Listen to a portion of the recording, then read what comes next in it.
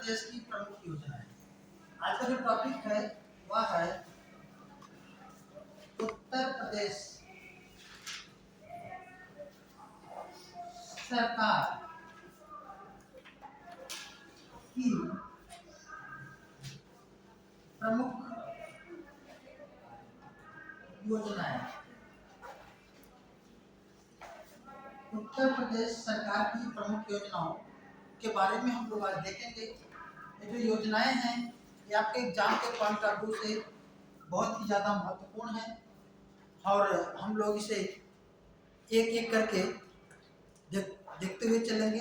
Recent में जो योजनाएं चली हैं उनको तो ध्यान में रखेंगे ही, साथ में वे योजनाएं जो इसके पहले भी जो चलाई गई हैं, ठीक है ना, आज के 10 साल 15 साल पहले भी जो चली हैं, जो काफ़ी प्रासंगिक रही हैं उस समय के दौर में, ठीक है ना, और उनका कहीं न कहीं में स्वरूप बदल करके आज जो है दूसरी योजनाओं के रूप में भी दिखाई देता है। तो उन योजनाओं पे भी हम लोग थोड़ा सा फोकस करेंगे कि वे योजनाएं कब चलाई गई, ठीक है ना।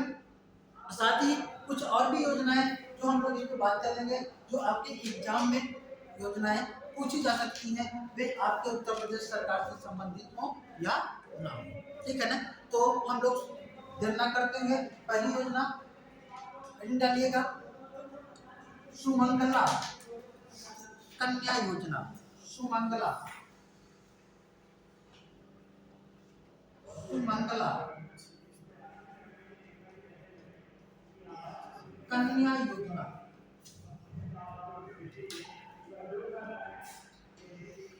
सुमंगला कन्या योजना की शुरुआत की अगर हम बात करें, इस योजना की शुरुआत, ठीक है ना, कब की गई थी? नवंबर 2019 में। कब की गई थी बेटा? 2019 में। आपको 2019 याद रखना है। कब किया गया था? 2019 में। इस योजना का उद्देश्य क्या था? लिख लीजिएगा। इस योजना का उद्देश्य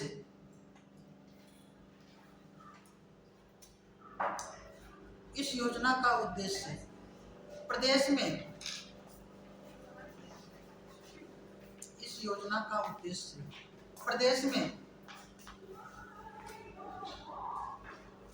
उन महिलाओं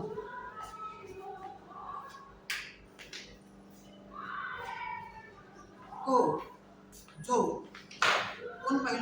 जो समाज एवं परिवार में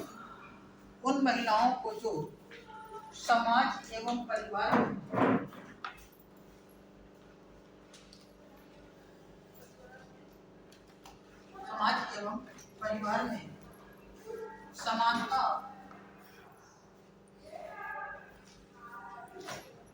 उपलब्ध कराना।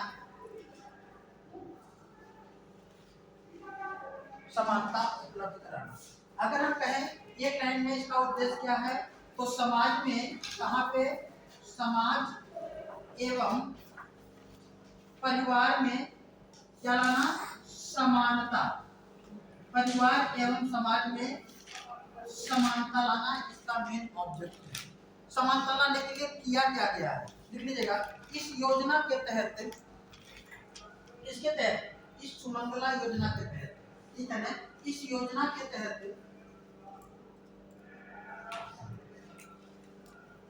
प्रत्येक लाभार्थी को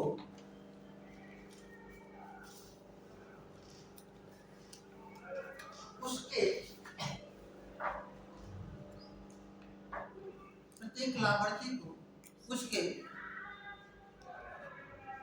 बाल्यकाल एवं शिक्षा के दौरान, यानी कि बालावस्था में शिक्षा के दौरान 15,000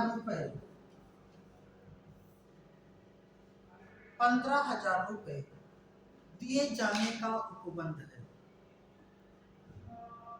कितना? 15,000 रुपए दिए जाने का उपबंध है, ठीक है। देखिएगा कितना रुपया? 15। फिर, ठीक है, इस योजना कितना उपबंध है? योजना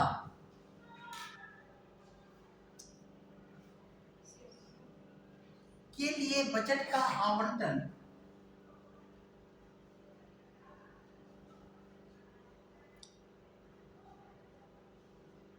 दो 2019 और 20 में किया गया।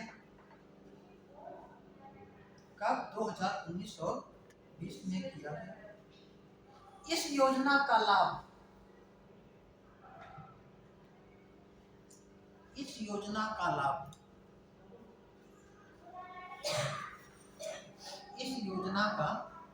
लाभ 1 अप्रैल 2019 के बाद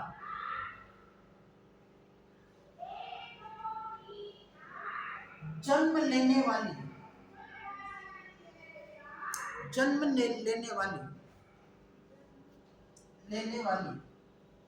कन्याओं को दिया जाएगा। जन्म लेने वाली कन्याओं को दिया जाएगा। ठीक है ना। तो सबसे पहले कब शुरुआत की गई? ध्यान रखिएगा 2019 में। ठीक है ना। किसके लिए है? इसका उद्देश्य क्या है? समाज और परिवार में महिलाओं के बीच में क्या लाना? समानता लाना। ठीक है ना। कब से इस योजना को लाभान्वित किया जाएगा? ठीक है ना। 1 अप्रैल 2019 के बाद जन्म लेने वाली बच्चियों को इस योजना का लाभ दिया जाएगा। ये कैसे लाभ मिलेगा? अब पहले तो इसके लाभार्थी कौन होंगे लिख लीजिएगा। लाभार्थी, योजना के लाभार्थी किसको लाभ मिल सकता है? पहला लिखिएगा, वह उत्तर प्रदेश का अस्थायी निवासी है।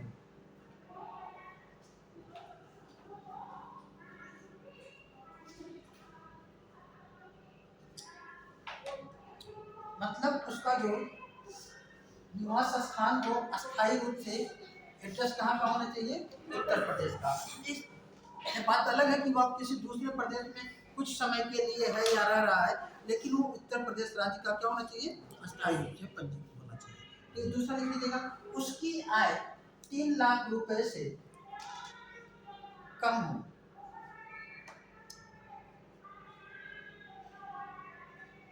कितना? दूसरी कंडीशन है, आय कितनी लाख?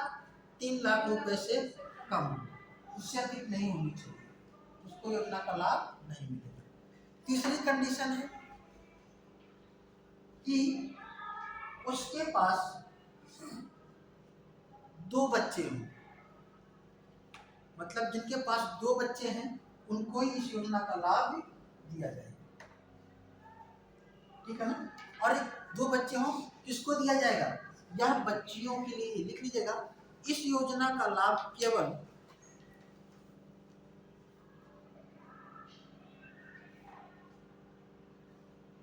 बेटियों को ही प्राप्त होगा।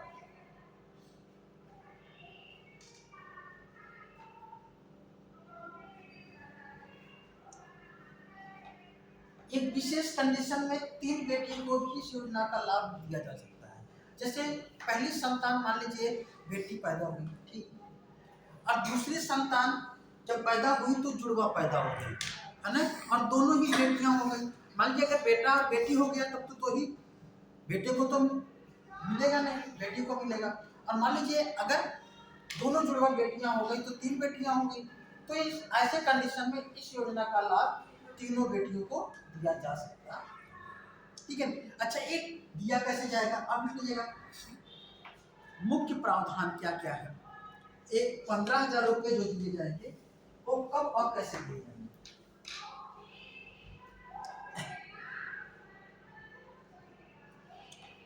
पहला लिख लीजिएगा, बेटी के जन्म के बाद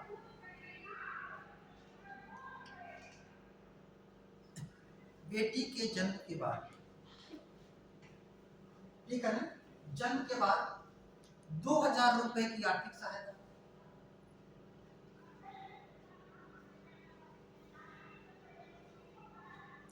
कितने? 2,000। मतलब अगर इसमें विशेष जो प्रावधान की बात करें तो बेटी के जन्म के बाद कितना बेटा दिया जाएगा? 2000 रुपया आर्थिक सहायता के रूप में मिली। कितना? 2000 आर्थिक सहायता। कितना? जन्म के जस्ट बाद। फिर दूसरी किस्त अगर हम बात करें, दूसरी बार इससे मिलेगा माने 1 वर्ष पूरा होने पर सभी 1 वर्ष के अंदर के टीकाकरण के पश्चात इस समय कितना मिलेगा? 1000 रुपये। कितना दिया जाएगा? 1000। तीसरी बार इसको पैसा दिया जाएगा कब? ठीक है ना? प्रथम कक्षा में या 1 की क्लास में।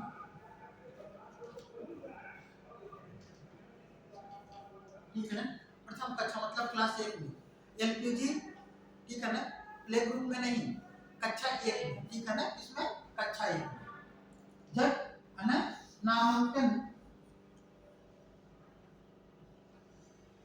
नामांकन के बाद कितने दिए जाएंगे? 2000। कितने दिए जाएंगे? 2000। फिर चौथी बार, फिर छठी कक्षा में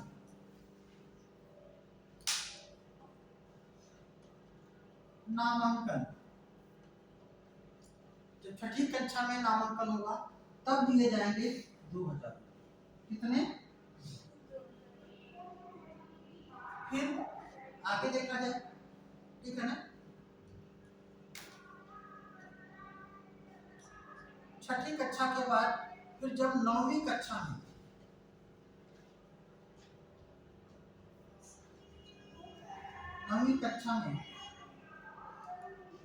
नामांकन के बाद कितने दिए जाएंगे? 3000 रुपये। कितने? 3000। अभी तक टोटल कितने हो गए? 2 1 3 2 5 और फिर 5 10। फिर इसके बाद 12वीं के बाद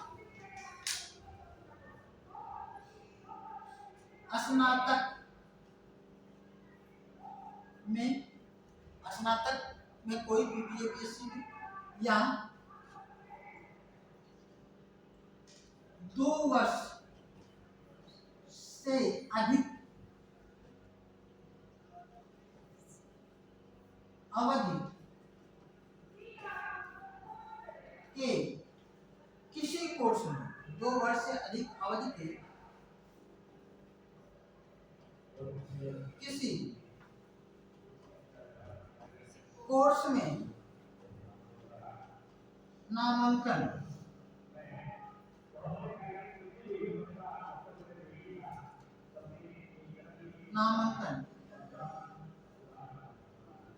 के बाद कितना? 5000 रुपये। कितना? 5000 रुपये दिए जाने का उपबंध है। टोटल कितना हो गया बेटा? 15,000 रुपये। ये 15,000 रुपये आपको किस योजना के तहत? ठीक है ना? क्या है योजना? सुकन्या नहीं, सुमंगला योजना। क्या है? सुमंगला योजना। क्या है ना? सुमंगला, उसका नाम रखिएगा सुमंगला योजना। ठीक है ना? सही कर लीजिएगा, सुमंगला ही लिखा है ना? अच्छा, तो सुकन्या कैसे लिखा है? ठीक है, हाँ, सुमंगला कन्या योजना। ठीक है ना? सुमंगला कन्या योजना, ठीक है ना, सही। चलिए अगला लिखिएगा, दीदी शक्ति योजना। दीदी शक्ति योजना, दीदी शक्ति योजना,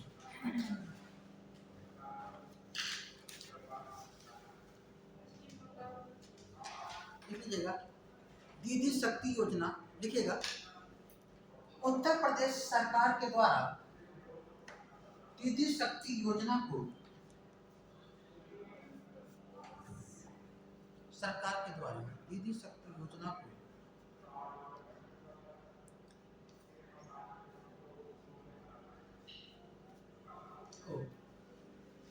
2023 में नोएडा से प्रारंभ किया गया। नोएडा से प्रारंभ किया गया, नोएडा। योजना के तहत, योजना के तहत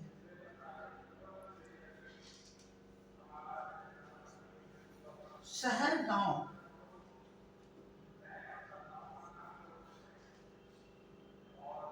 अन्य क्षेत्रों में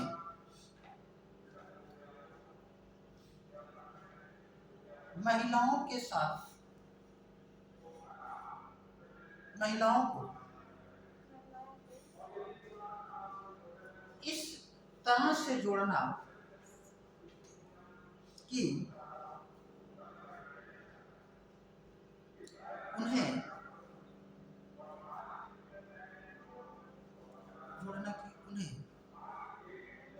सुरक्षा प्रदान की जा सके।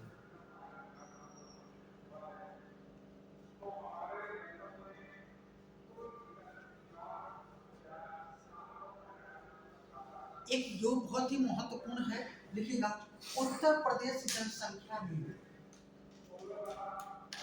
यहाँ से क्वेश्चन आ सकते हैं, ठीक है ना। उत्तर प्रदेश जनसंख्या निधि, उत्तर प्रदेश की पहली जनसंख्या नीति की घोषणा कब की गई, कोई बता सकता है? 2000, ठीक है ना, कब? 2000। लिखिएगा, उत्तर प्रदेश की पहली जनसंख्या नीति की घोषणा 2000 में की गई। जनसंख्या नीति की घोषणा 2000 में की गई थी।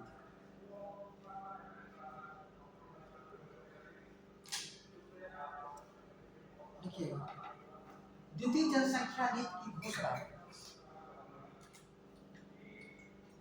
2020 में 11 जुलाई 2021 को, 2020 में कब? 11 जुलाई 2021 को घोषित की गई।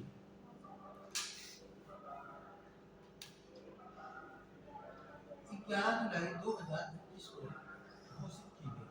ध्यान रखिएगा, उत्तर प्रदेश, उत्तर प्रदेश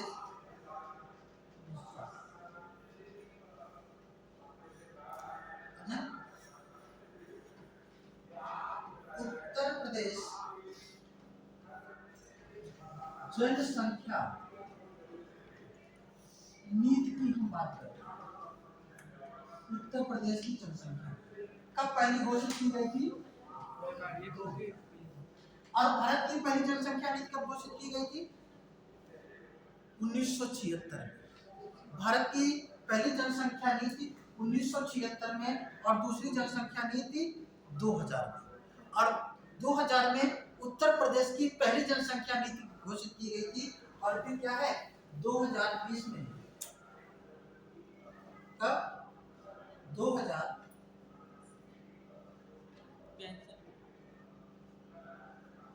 2020 में उत्तर प्रदेश सरकार के द्वारा द्वितीय जनसंख्या नीति की घोषणा की गई है ना। 2020 में उत्तर प्रदेश की द्वितीय जनसंख्या नीति की घोषणा की गई। कब? 2020 में द्वितीय जनसंख्या। ठीक है ना। इस द्वितीय जनसंख्या नीति में जो मेन उपबंध है जो पूछा जाएगा उसको ध्यान में रखिएगा, ठीक है ना। पहली बार 1976 में और दूसरी 2000 में।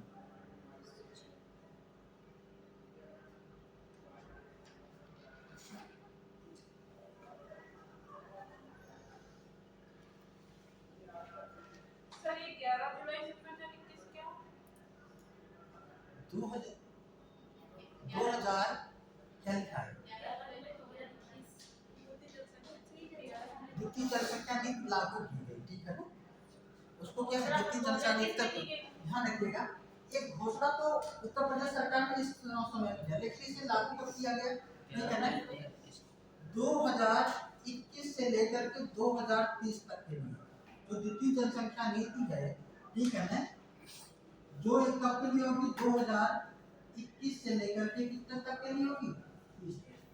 द्वितीय जनसंख्या नीति के जो कुछ लक्ष्य है उसको ध्यान में रखना है, ठीक है ना। मेन इसके जो लक्ष्य है लिख लीजिएगा। द्वितीय जनसंख्या नीति ये उत्तर प्रदेश का, ध्यान रखिएगा, उत्तर प्रदेश राज्य का लिखिएगा, उत्तर प्रदेश राज्य का, समझिए उत्तर प्रदेश राज्य का द्वितीय जनसंख्या नीति के अनुसार के अनुसार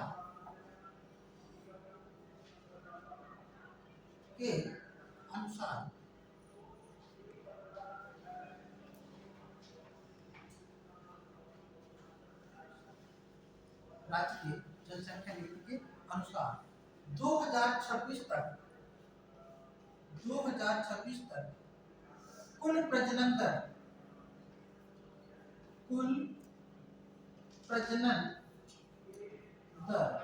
इसे इंग्लिश में कहते हैं PFR, टोटल फर्टिलिटी रेट, है ना। कुल प्रजनन दर 2026 तक कितना, 2.1% और 2030 तक 1.9 पर लाने का लक्ष्य रखा गया है।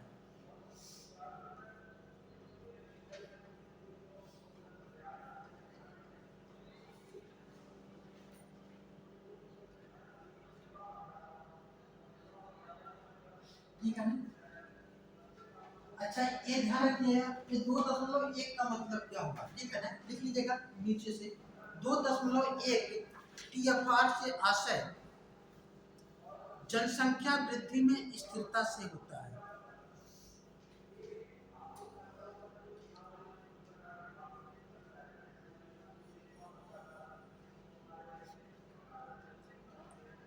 वृद्धि में स्थिरता से होता है।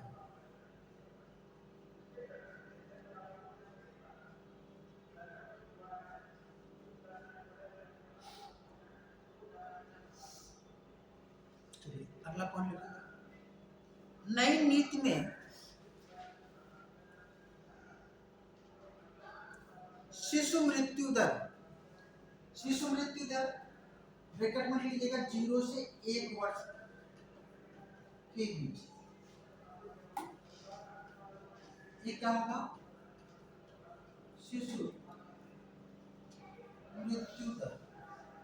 मृत्यु दर ये मतलब 0 से 1 साल के जो बच्चे होते हैं, वर्ष 2026 तक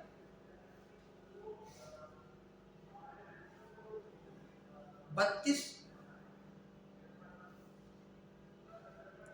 और 2030 तक 22 तक रखने का लक्ष्य निर्धारित किया गया है।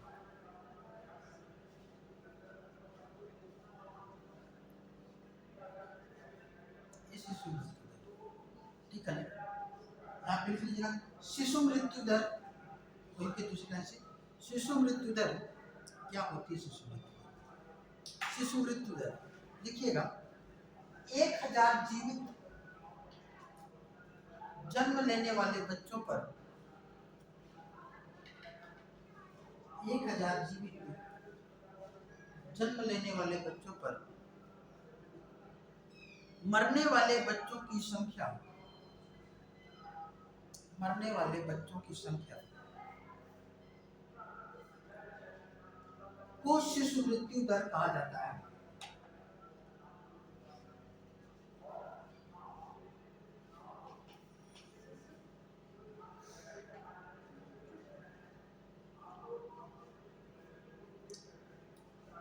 अच्छा, नवजात शिशु क्या होती है? नवजात शिशु लिख लीजिएगा, नवजात शिशु लिख लीजिएगा, नवजात शिशु 0 से 27 दिन की आयु वाले बच्चों को नवजात शिशु कहते हैं। 0 से 27 दिन। हाँ,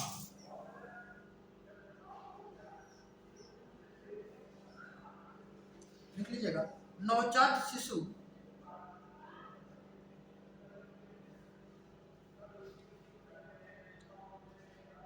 नवजात शिशु की मृत्यु दर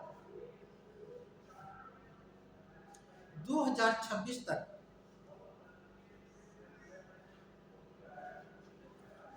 1000 में 22 तक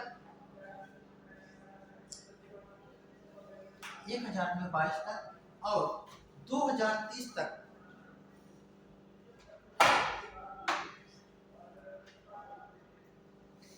2030 तक क्या लिखा है?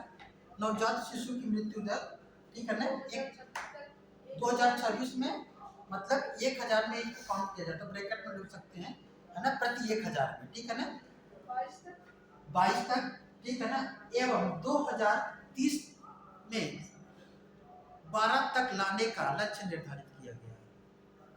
12 तक लाने का लक्ष्य निर्धारित किया गया है।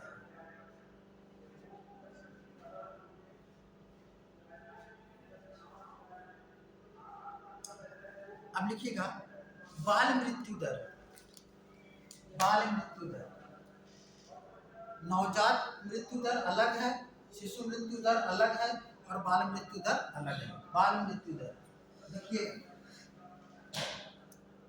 बाल मृत्यु दर में 5 वर्ष से कम आयु के बच्चों को शामिल किया जाता है। 5 वर्ष से कम,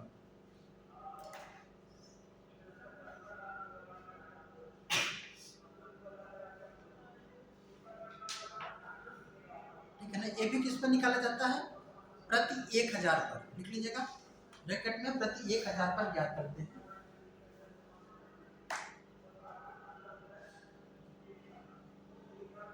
दो 2026 तक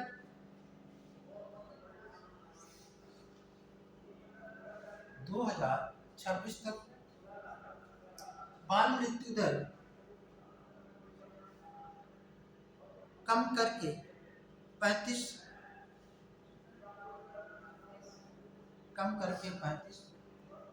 और 2030 तक कम करके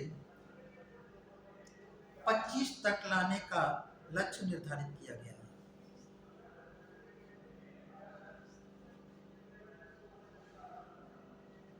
लाने का लक्ष्य निर्धारित किया गया है,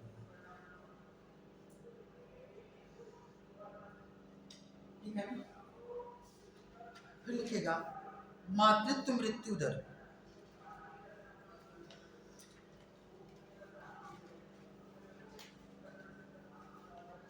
मातृत्व मृत्यु दर,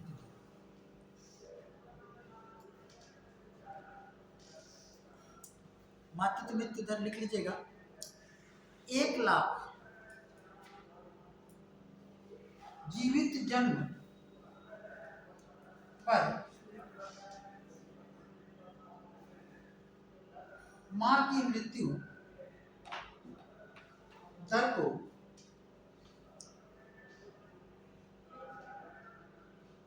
1 लाख जीवित जन्म पर मां की मृत्यु की दर को मातृत्व मृत्यु दर कहा जाता है।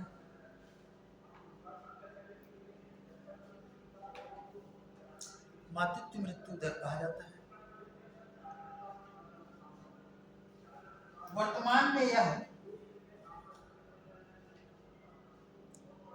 197 है।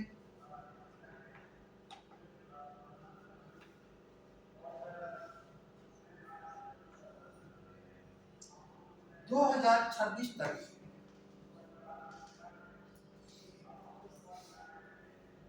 मातृत्व मृत्यु दर को कम करके 150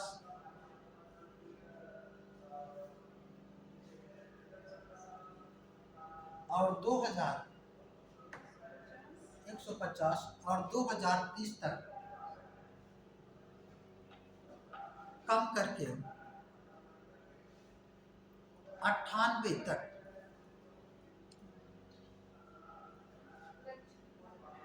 लक्ष्य निर्धारित किया गया है।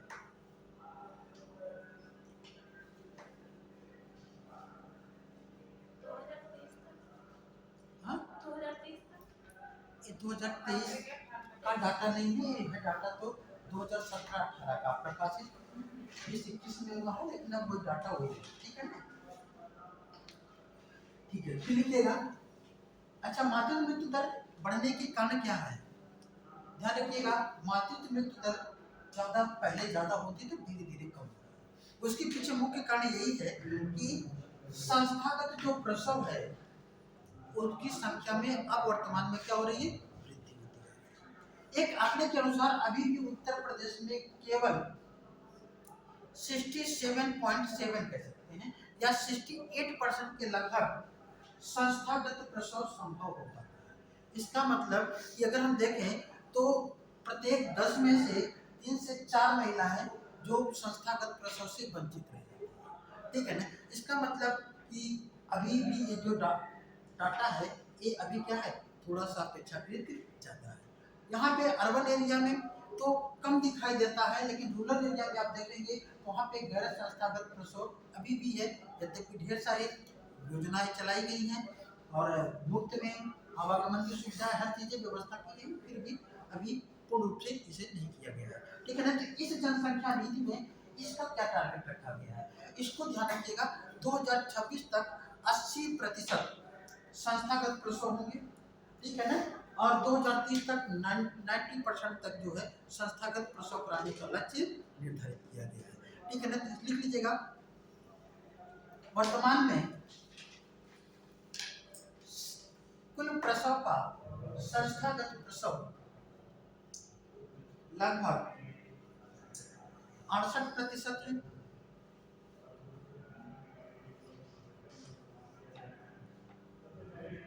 लगभग कितना है? 68% है,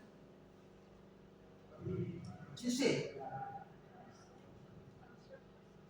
2026 तक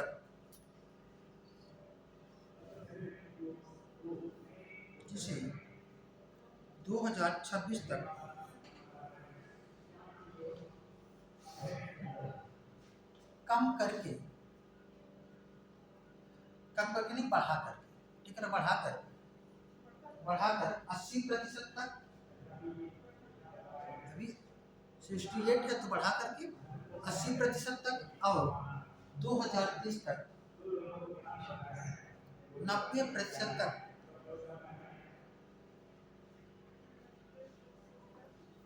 कराने का लक्ष्य निर्धारित किया गया है। कराने का लक्ष्य निर्धारित किया गया है।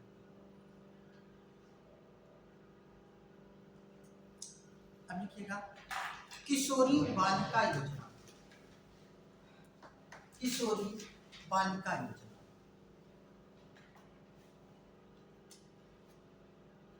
लिखिएगा, इस योजना की शुरुआत 2019 में है।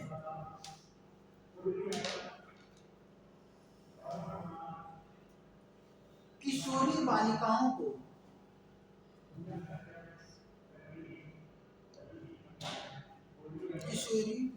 को शिक्षित, 2019 में किशोरी बालिकाओं को शिक्षित, सशक्त, आत्मनिर्भर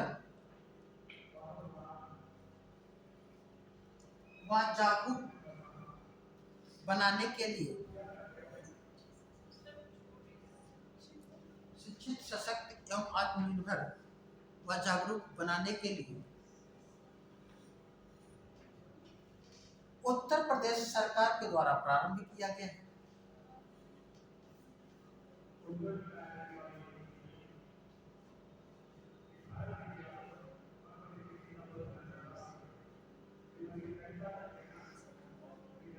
और शामिल किया गया है।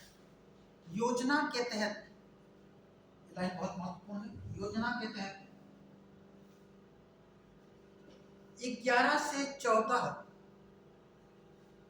आयु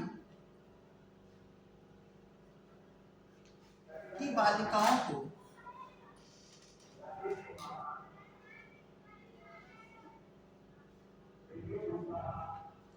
जो स्कूल जाती है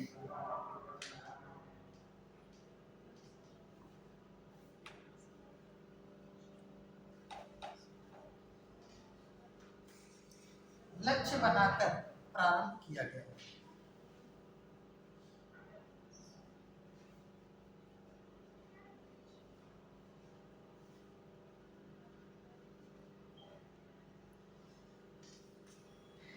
ठीक है,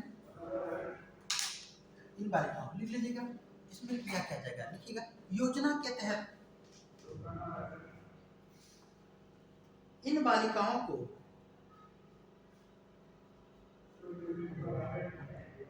एक वर्ष में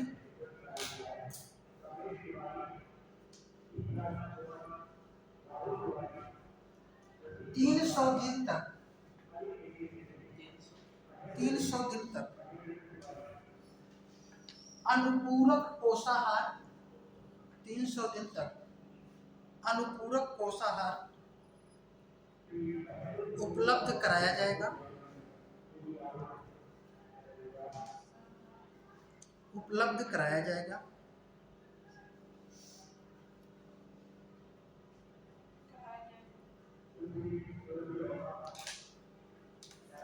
इस योजना के तहत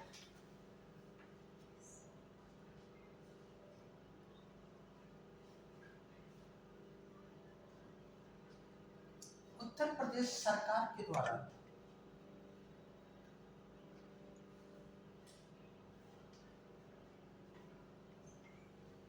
प्रत्येक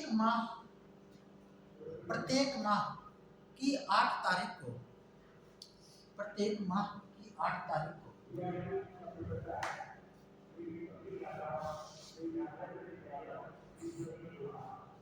प्रत्येक माह की 8 तारीख को किशोरी दिवस के रूप में मनाने का निर्णय भी लिया गया है। किशोरी दिवस प्रत्येक महीने मनाया जाता है 8 तारीख को।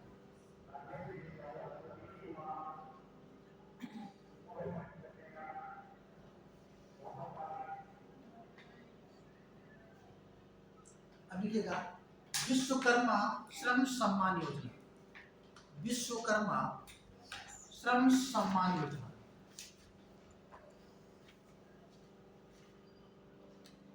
विश्वकर्मा श्रम सम्मान योजना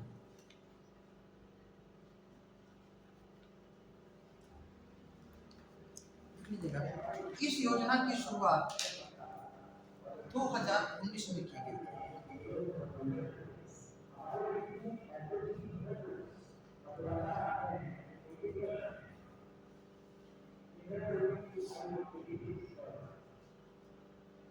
इस योजना को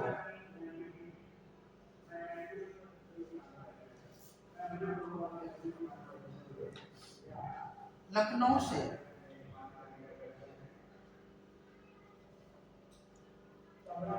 पारंपरिक कारीगरों एवं हस्तशिल्पियों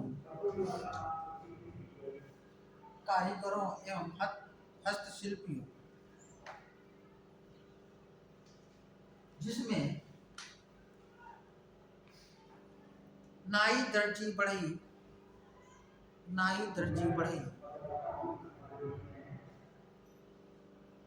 टोकरी बुनकर लुहार,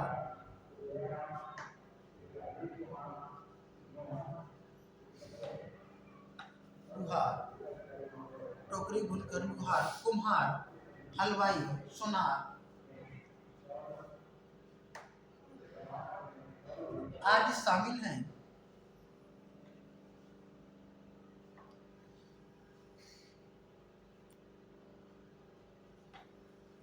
को लक्षित किया गया है।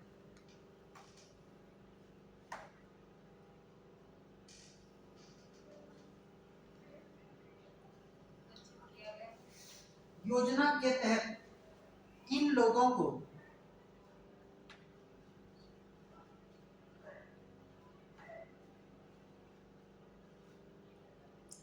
छह दिन का प्रशिक्षण दिया जाएगा।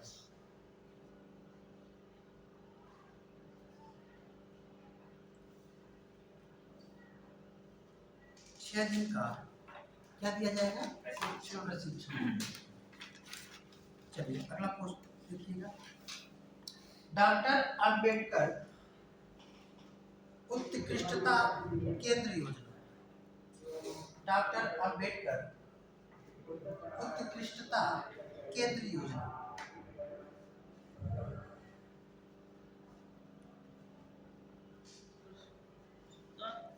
केंद्र योजना, उत्कृष्टता केंद्र योजना देखिएगा। इस योजना की शुरुआत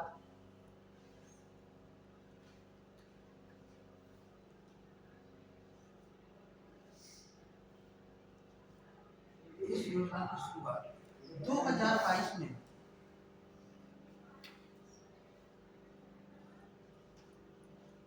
की गई थी।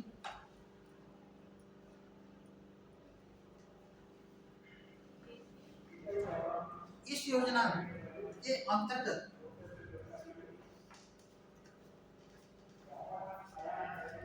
अनुसूचित जाति,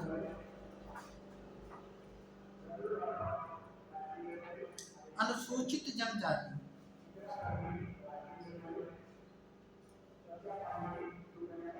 के विद्यार्थियों को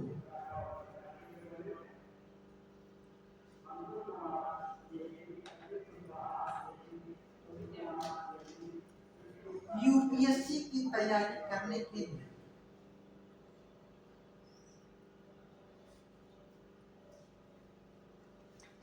मुफ्त कोचिंग उपलब्ध कराना था।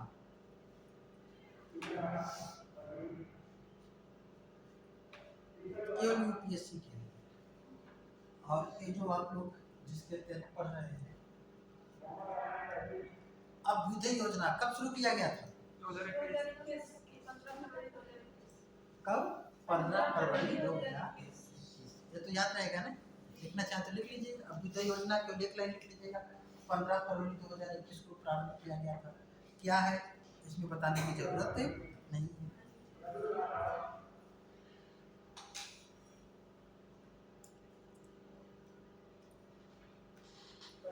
देखिएगा, एक जिला एक उत्पाद योजना,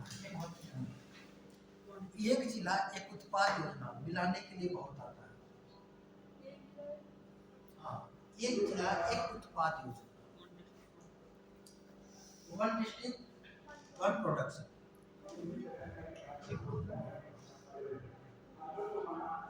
एक जिला एक उत्पाद योजना, ठीक है ना? देखिएगा, इस योजना की शुरुआत इसकी एक जिला एक उत्पाद योजना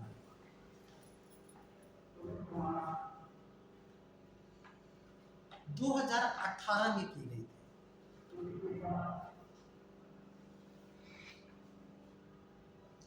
2018 में इसके तहत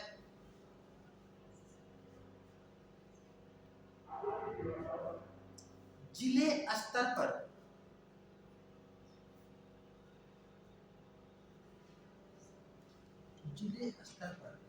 क्षेत्रीय उत्कृष्टता को बढ़ाने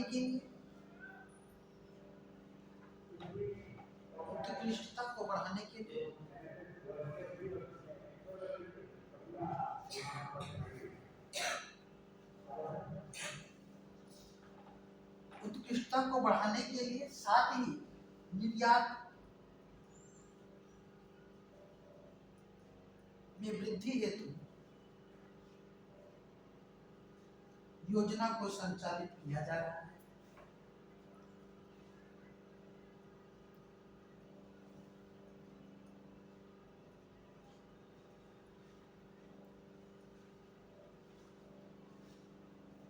इस योजना को सूक्ष्म लघु एवं मध्यम उद्योग मंत्रालय, लघु एवं उद्योग मंत्रालय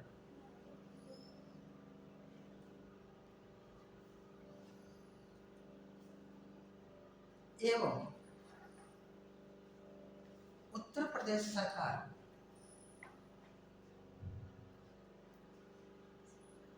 के निर्यात विभाग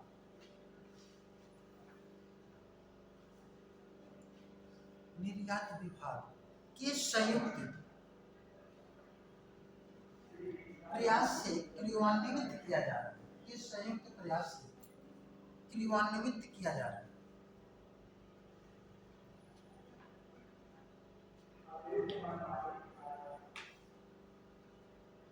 योजना के तहत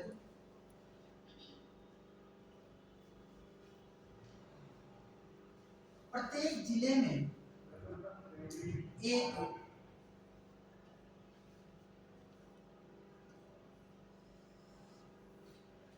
ओडीओपी, हाँ एक ODOP, one district one product, है ना, प्रकोष्ठ भी स्थापित किया जाएगा। प्रकोष्ठ मतलब एक केंद्र बनेगा, स्थापित किया जाएगा।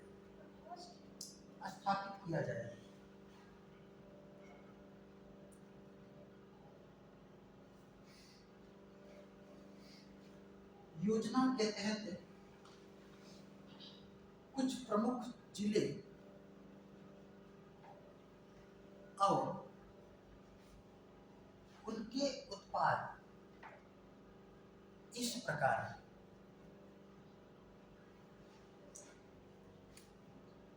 ध्यान रखिएगा, 75 जिले हैं और 75 प्रकार के उत्पाद हैं, जिन्हें सबको याद करना शायद संभव नहीं होगा, है ना।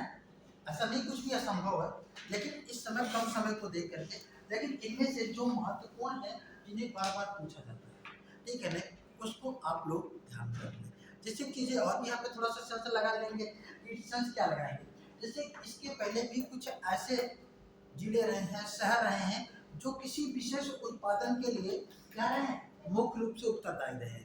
तो उस प्रकार के जिलों में उसी प्रकार के उत्पादन को बढ़ावा देने के लिए वहाँ पे वन उत्पाद की घोषणा की गई है। जैसे अगर हम बात करें, जैसे फिरोजाबाद है, फिरोजाबाद किसके लिए फेमस है, कांच की चूड़ी के लिए, ठीक है, चूड़ियों के लिए फेमस था, है ना।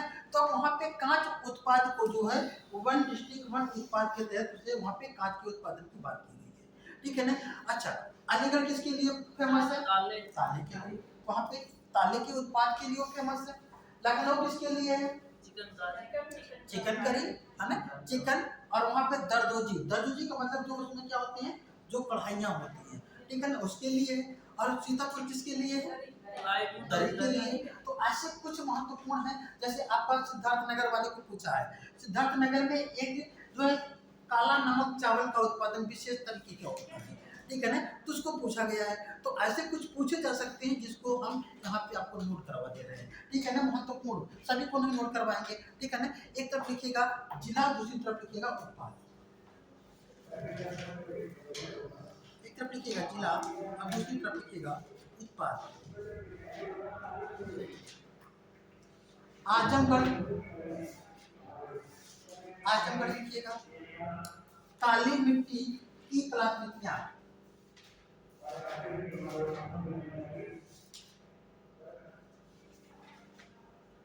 औरैया,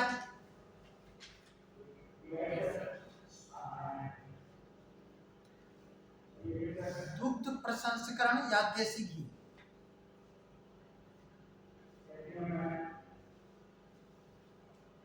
कुशीनगर,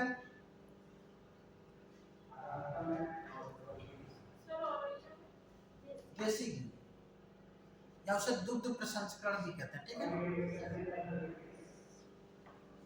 कुशीनगर, केले के रेशे से बने उत्पाद।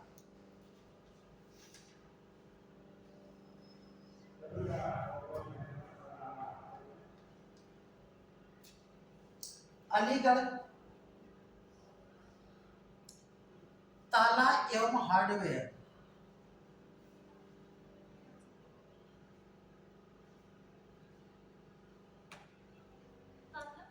एवं हार्डवेयर। अमरोहा,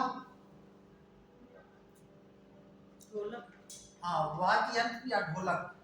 और ध्यान रखिएगा अभी इसे जीआई टैग मिला है, इसको ये अमरोहा के ढोलक को, है ना, जीआई टैग।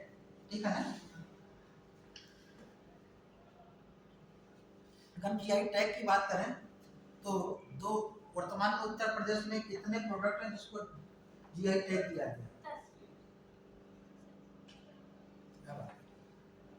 54 उत्पाद हैं। कितने हैं?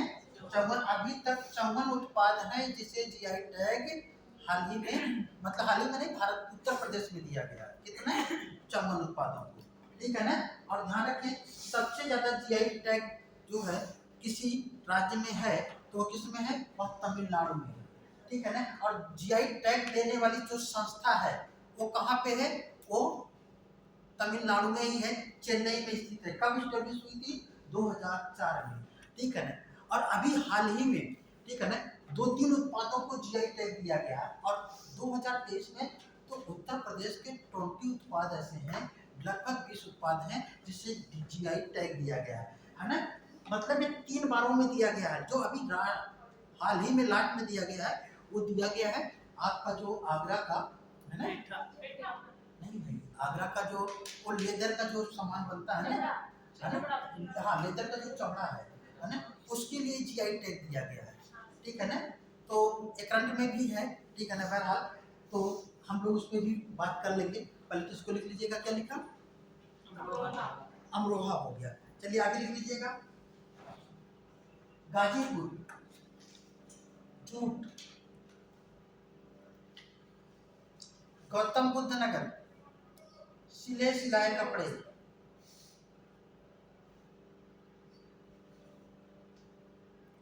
पीलीभीत, वासुरी के लिए।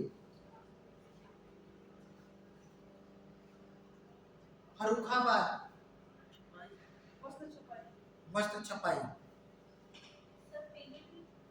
वासुरी के लिए। फर्रुखाबाद, वस्त्र छपाई।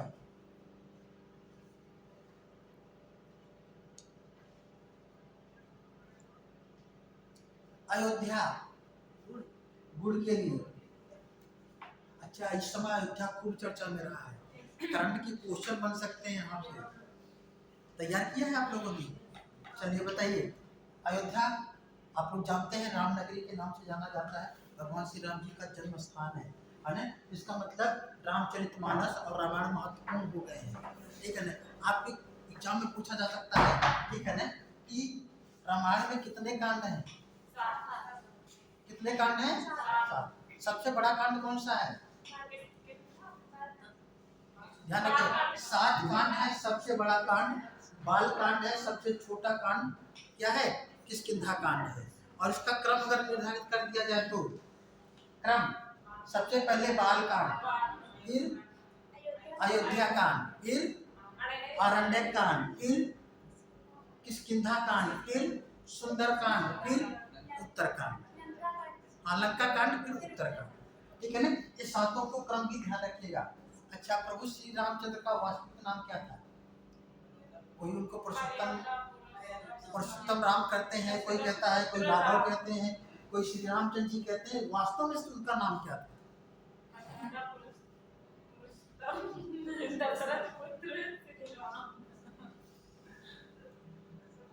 उनका जो वास्तविक नाम था वो दशरथ राघव था।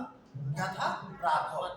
ठीक है ना। ध्यान रखिएगा, कहीं पर नोट कर लीजिएगा, भूलिएगा नहीं। होला कि तो चर्चा में आ गया तो आप याद कर लेंगे। इनका वास्तविक नाम क्या है? राघव, दशरथ राघव था। अच्छा, सीता जी को भी कई नामों से बुलाया जाता है अलग अलग। सीता जी का वास्तविक नाम क्या था? क्या था? जानकी। ध्यान रखिएगा, ये सब चीजें भी अगर पूछा जाए तो आप लोग इसे कर लें, ठीक है ना। चलिए आगे हम लोग देखते हैं, ठीक है ना। तो अयोध्या किसके लिए था? गुड़ के लिए, ठीक है ना। अयोध्या किसके लिए? गुड़ के लिए। आगे देख लीजिएगा, बहराइच गेहूं डंठल की हस्तशिल्प के लिए।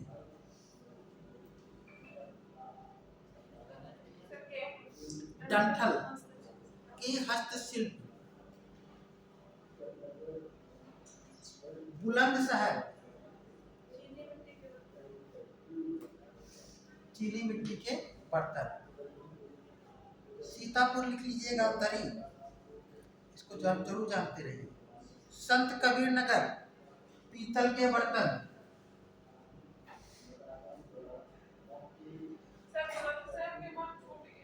किसका? सीतापुर के दरी, संत कबीर नगर किसके लिए है? पीतल के बर्तन। और संत रविदास नगर, जिसे भदोही जाना जाता है। संत कबीर अलग है, संत रविदास अलग है। ये भी कालीन के लिए है, भदोही लिख लीजिएगा।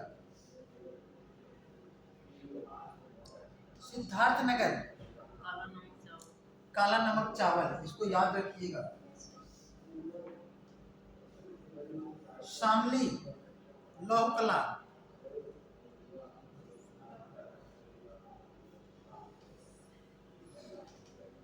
मेरठ खेल का सामान, पहले भी था फेमस। लौह कला, हाँ, लोहे से बने जो कलाकृतियां होती हैं। मेरठ खेल के सामान। मथुरा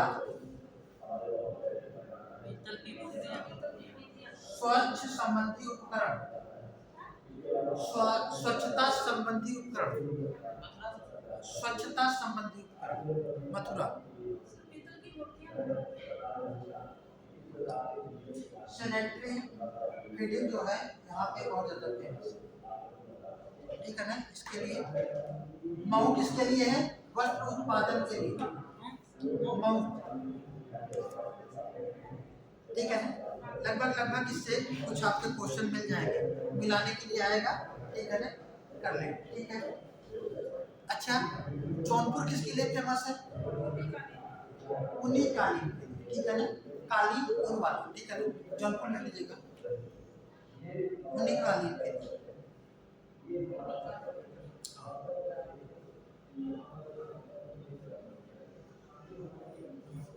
हो जाएंगे।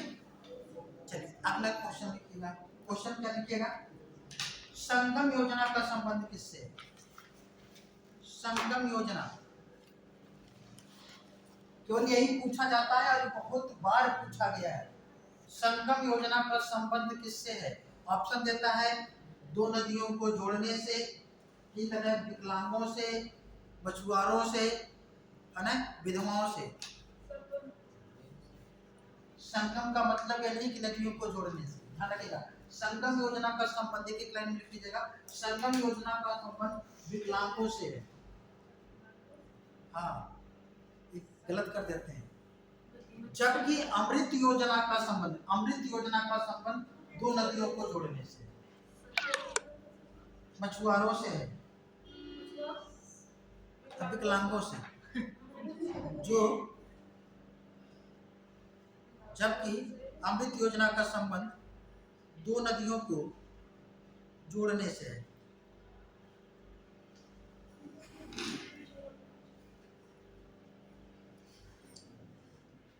ठीक है, फिर लिखिएगा, उत्तर प्रदेश में चलाई गई अन्य महत्वपूर्ण योजनाएं, ठीक है ना। हालांकि और भी करंट के हैं, देखिए जितना भी हो जाए उतना करा देंगे। योजनाएं एक एक लाइन में करते हुए चलेंगे हम लोग, ठीक है ना।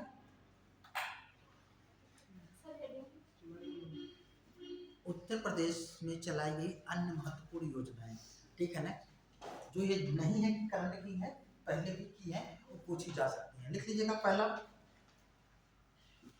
सलोनी स्वास्थ्य किशोरी योजना, सलोनी स्वास्थ्य किशोरी योजना, ये 2018 में चलाई गई थी।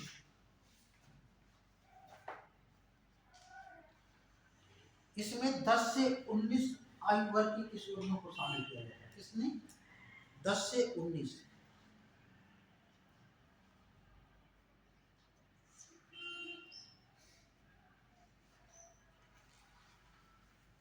ठीक है ना, लिखिएगा। संजीवनी परिवहन योजना, संजीवनी परिवहन योजना 2009 में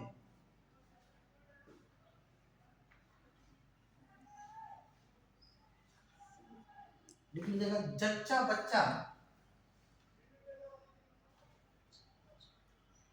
को वाहन सुविधा उपलब्ध कराने के उद्देश्य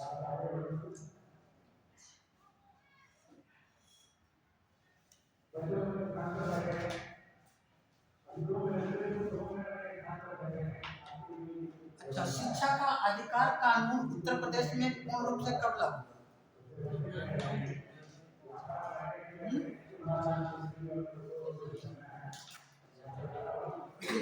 शिक्षा का अधिकार कानून उत्तर प्रदेश में 27 जुलाई 2011 को लागू किया गया।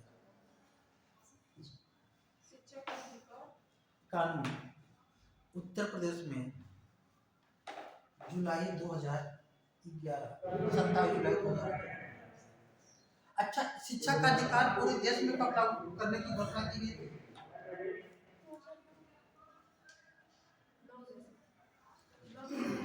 देखिए, शिक्षा के अधिकार से संबंधित कुछ क्वेश्चन आ जाएंगे, ठीक है ना, जो याद हो ठीक है, नहीं तो हम रिपीट कर दे रहे हैं, ठीक है ना। सबसे पहले तो शिक्षा का अधिकार के लिए संविधान में संशोधन कब किया गया? तो 2002। कब किया गया? कौन सा संविधान संशोधन था? 86 में। कौन सा अनुच्छेद था? अनुच्छेद 21 का ए या 21 का, ठीक है ना, इसको ध्यान रखिएगा। किस आयु वर्ग के लोगों को शामिल किया गया था? तो 6 से 14 वर्ष के लोगों को, ठीक है ना। शिक्षा का अधिकार अधिनियम कब बना? तो 2009। शिक्षा का अधिकार अधिनियम कब बना? तो 2009 में, इसको ध्यान रखिएगा, ठीक है ना। शिक्षा का अधिकार अधिनियम, और शिक्षा का अधिकार देश में लागू कब किया गया? तो 2010 में। और उत्तर प्रदेश में कब लागू हुआ था? तो 2000, ठीक है ना। जैसे ठीक जैसे वैट था, है ना, वैट कब लागू हुआ? ठीक है ना। और उत्तर प्रदेश में वैट सबसे बाद में लागू हुआ था 2008 में, ठीक है ना। तो हम लोग ऐसे यहाँ पे भी है कि क्रमिक तौर पे होता है, ठीक है ना। हम लोग कभी टैक्स के बारे में पढ़ेंगे, ठीक है ना, तो हम लोग उसको वहाँ पे देखेंगे, ठीक है। चलिए अगला लिख लीजिएगा। रानी लक्ष्मीबाई पेंशन योजना, रानी लक्ष्मीबाई पेंशन योजना 9 जुलाई 2012 को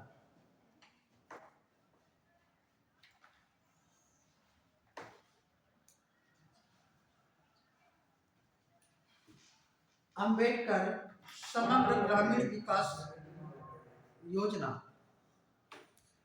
अंबेडकर समग्र ग्रामीण विकास योजना 2007 को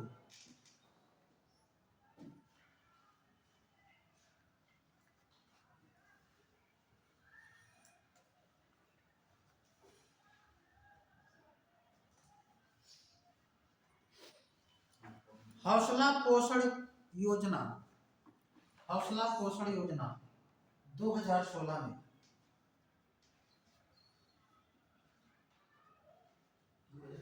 16 में।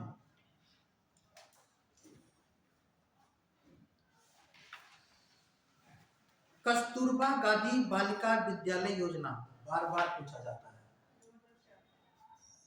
कस्तूरबा गांधी कई बार पूछा गया है। बालिका विद्यालय योजना कब? 2004 में।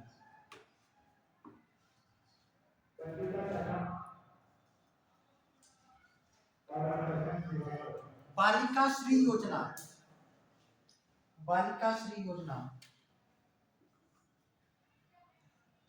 2006 में। ये किससे संबंधित था? लिख लीजिएगा। अनुसूचित जाति अनुसूचित जनजाति के बालिकाओं के लिए बीमा योजना थी।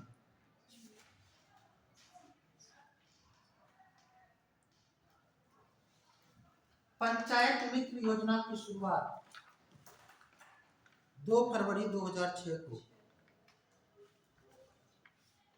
पंचायत मित्र योजना की शुरुआत 2 फरवरी 2006 को।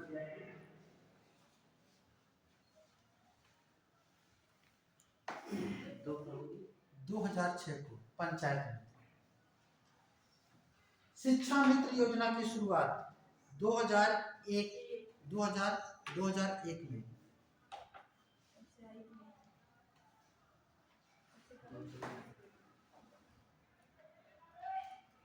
सबला योजना की शुरुआत सबला योजना सबला 2011। लिख लीजिएगा। इसमें 11 से 18 वर्ष की किशोरियों को 11 से 18 वर्ष की किशोरियों को शामिल किया गया था।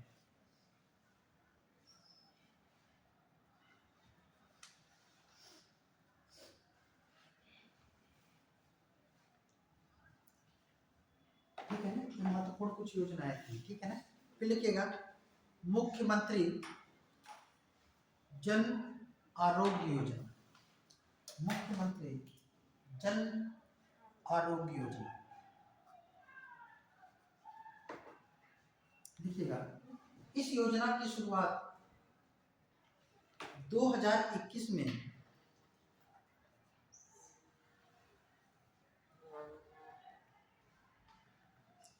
की गई थी।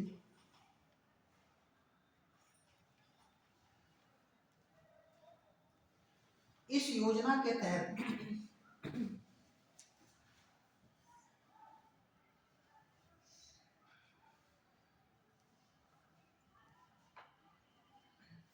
असंगठित क्षेत्र में काम करने वाले लोगों को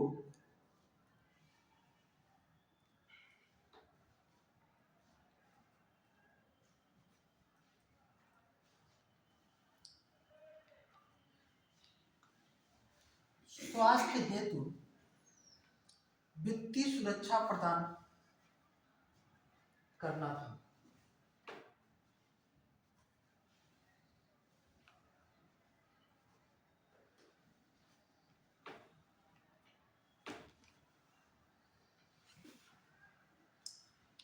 इस योजना के तहत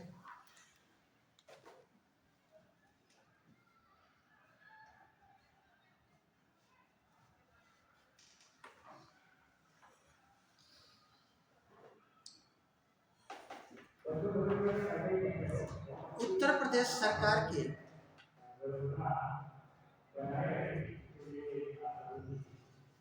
सामाजिक सुरक्षा बोर्ड में उत्तर प्रदेश सरकार के सामाजिक सुरक्षा बोर्ड में पंजीकृत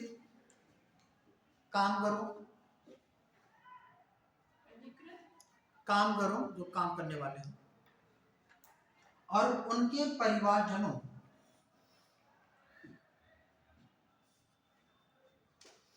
को 5 लाख रुपए तक का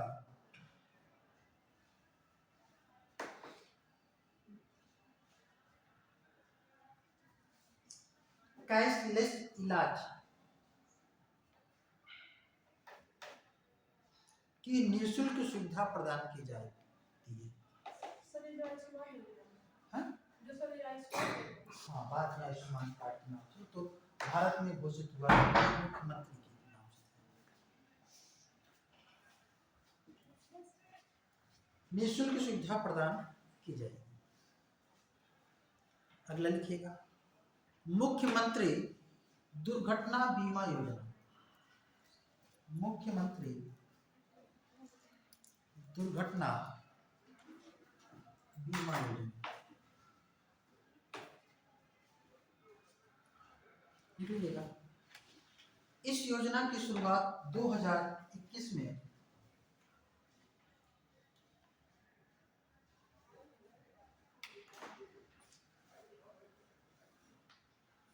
की गई।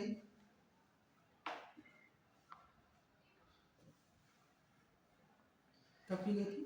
2021 में की गई थी। इस योजना के तहत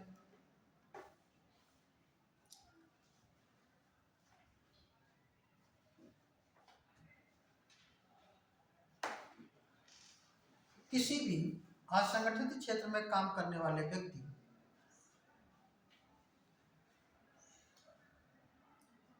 की मृत्यु होने पर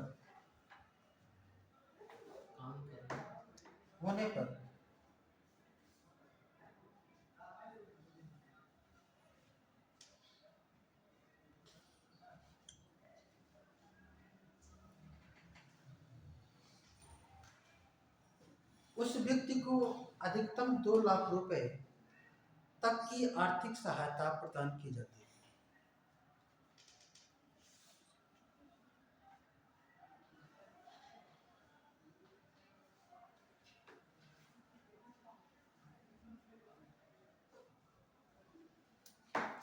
लिखिएगा, श्रम ज्योति बीमा योजना।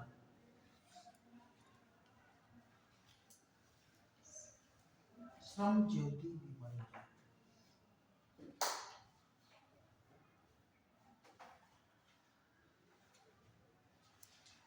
श्रम ज्योति बीमा योजना। इस योजना को उत्तर प्रदेश राज्य सरकार के द्वारा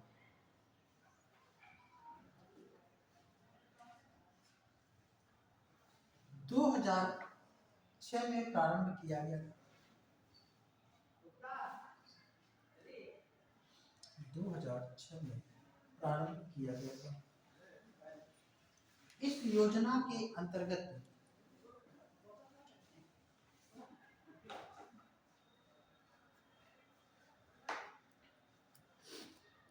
असंगठित क्षेत्रों में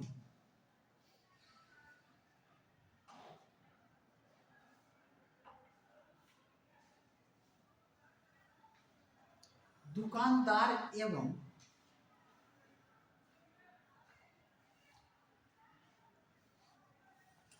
उन दुकानों पर काम करने वाले श्रमिकों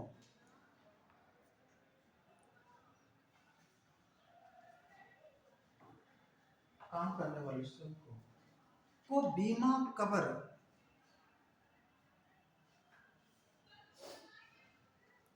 प्रदान किया जाता था।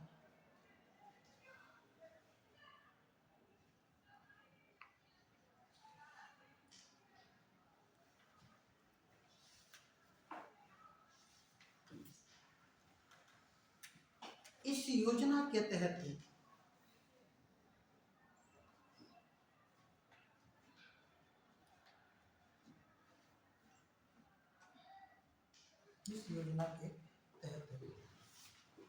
राज्य सरकार एवं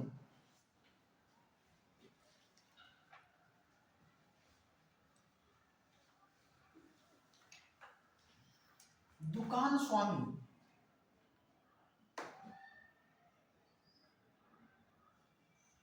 के द्वारा बीमा प्रीमियम का भुगतान किया जाता था। मतलब कुछ दुकान वाले देते थे और कुछ सरकार देती थी। और सरकार की योजना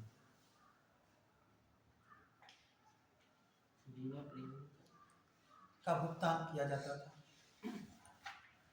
योजना के तहत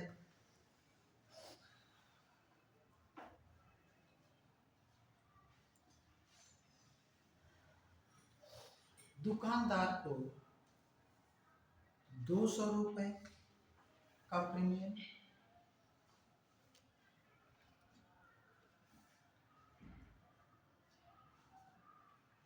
और दुकान पे कार्य करने वाले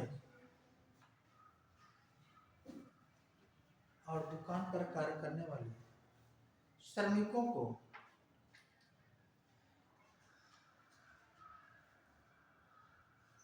श्रमिकों को 100 रुपये प्रीमियम की दर से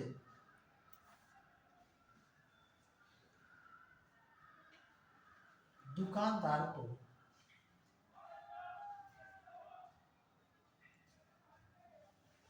बीमा प्रीमियम का भुगतान करना पड़ता था।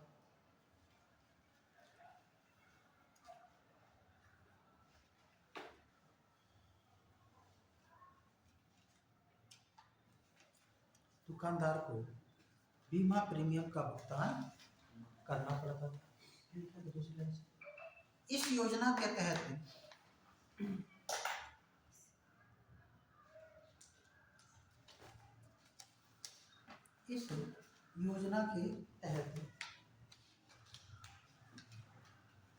दुकानदार या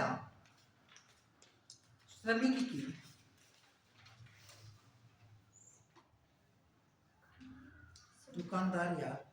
की दुर्घटना में मृत्यु से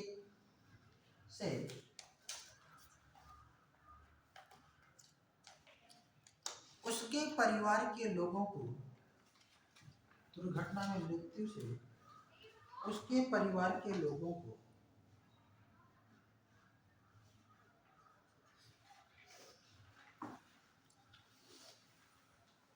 2 लाख रुपए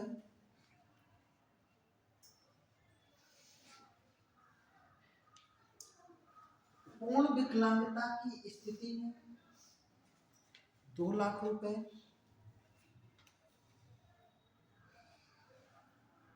एवं आंशिक विकलांगता की स्थिति में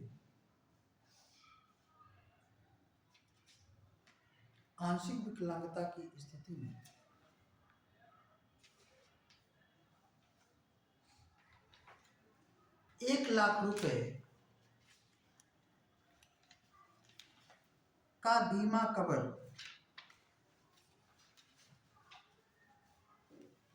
प्रदान किया जाता है। कितना? 1 लाख रुपए का बीमा कवर प्रदान किया जाता है। चलिए अगला क्वेश्चन लिखिएगा। हाल ही में उत्तर प्रदेश सरकार के द्वारा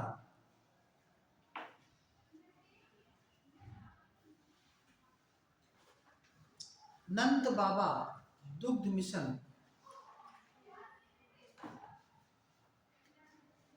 का उद्देश्य क्या है? नंद बाबा दुग्ध मिशन का उद्देश्य क्या है? लिख लीजिएगा। नंद बाबा दुग्ध मिशन की शुरुआत जून 2023 को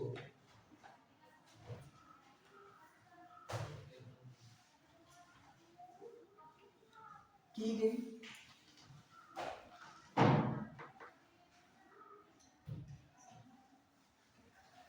इस योजना का मुख्य उद्देश्य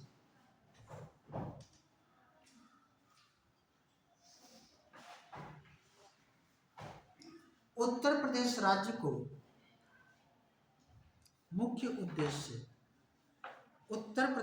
को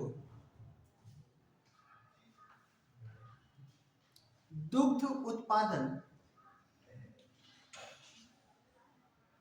में और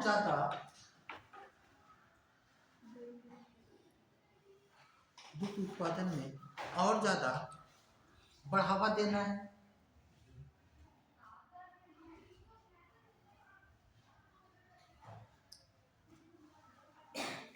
वर्तमान में उत्तर प्रदेश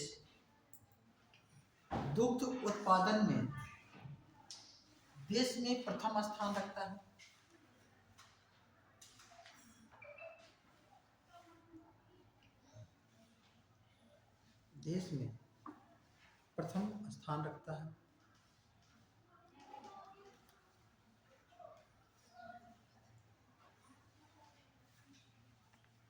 ठीक है ना। फिर अगला क्वेश्चन लिखिए। क्वेश्चन फॉर्म लिखिएगा। हाल ही में उत्तर प्रदेश के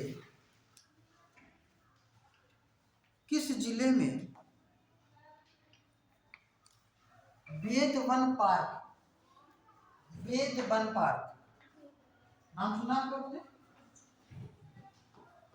वेद वन पार्क स्थापित किया जा रहा है?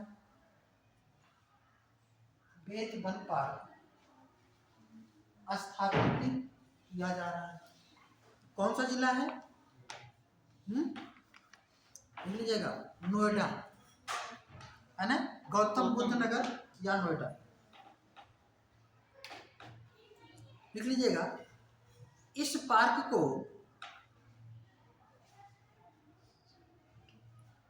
या यह पार्क देश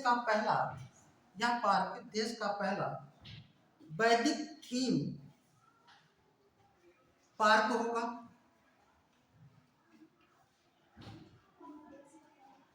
वैदिक थीम पार्क होगा। इस पार्क में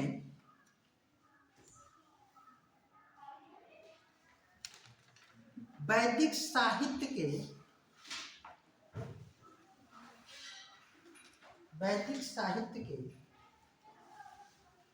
अंश विभिन्न माध्यमों से प्रसारित किए जाएंगे।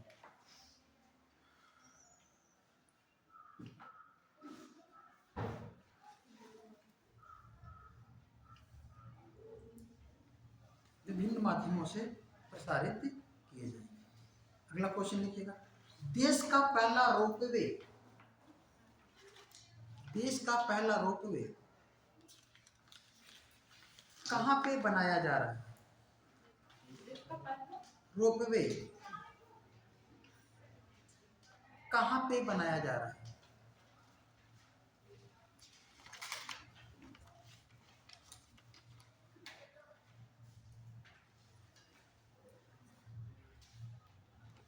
कहाँ पे बनाया जा रहा है बेटा? लिख लीजिएगा, वाराणसी में।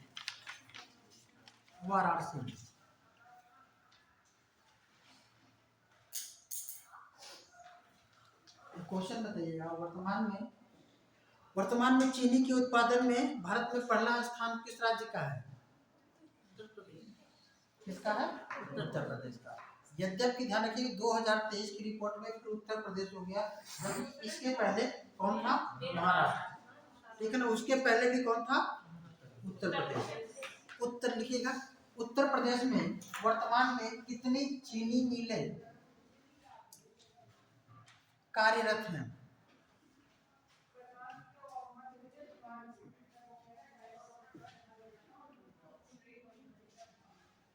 लिख लीजिएगा, 157 चीनी मिलें, 157 चीनी मिलें।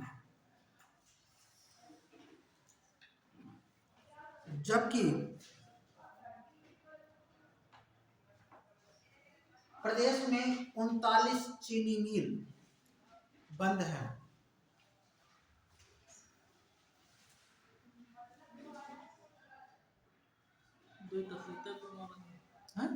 दो तो सीतापुर में बंद है, कमलापुर में। चलिए अगला क्वेश्चन लिखिएगा। देश का पहला वह राज्य जिसने बच्चों के लिए डिजिटल हेल्थ कार्ड का शुभारंभ किया है।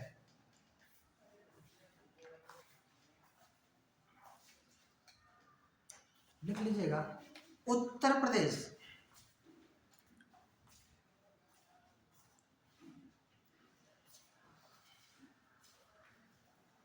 लिखिएगा, इसकी शुरुआत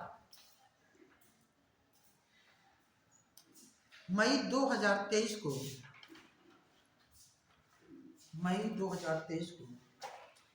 उत्तर प्रदेश के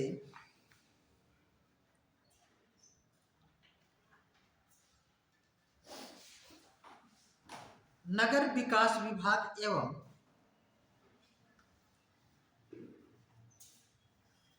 लखनऊ स्मार्ट सिटी के द्वारा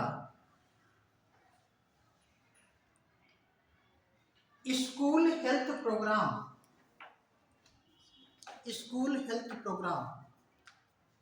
के तहत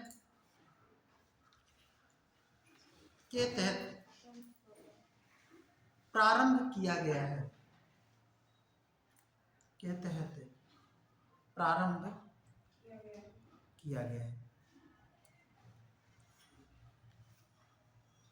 ठीक है, तो आज यहीं तक, ठीक है ना।